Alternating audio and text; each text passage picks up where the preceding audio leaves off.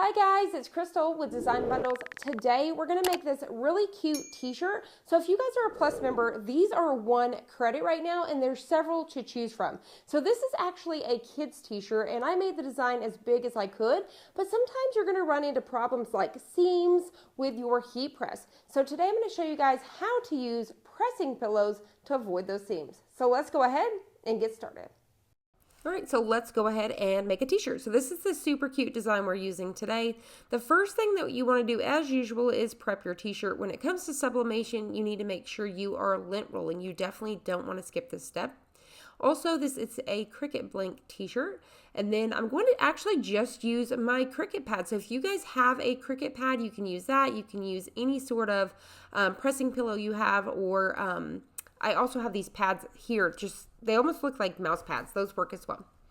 All right, so I'm going to go ahead and take my t-shirt here. It's got the Cricut pad inside on the heat press.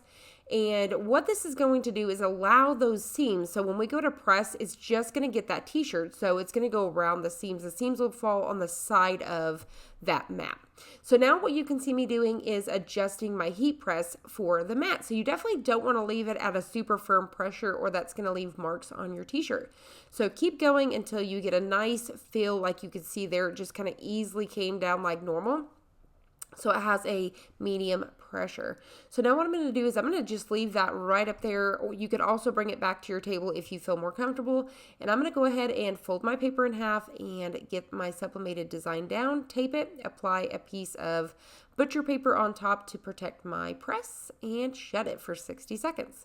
So I'm going to go ahead and open this back up and remove it. So what the pressing pillow does is it helps us avoid those seams, and so it just does its job. And like I said, you can definitely use a Cricut pad. So you would do the exact same thing if you were using the Cricut Easy Press.